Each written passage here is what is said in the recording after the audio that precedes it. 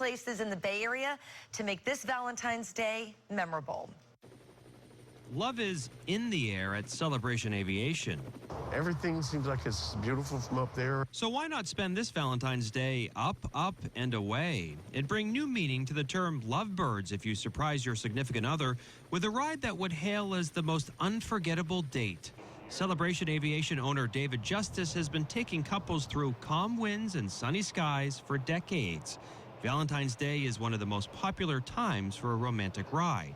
They're beautiful. I've never seen an ugly balloon, and it's just the idea of we're going to just kind of float along with the breeze. If heights aren't your thing, try the calm waters of the Hillsborough River. We've actually become the highest rated water activity according to TripAdvisor. Rent a boat at eBoats Tampa and take your date for a spin around the Hillsborough River, enjoying the sights and sounds of downtown Tampa and up-close views of the city. We're open until 10 o'clock at night, so we're busy all day long, but people love to see the night lights, especially with the bridges that light up and change colors now on the river. That's a really great time. And anyone can operate the electric boats, and they go along at a slow speed, which allows for an enjoyable and relaxing ride.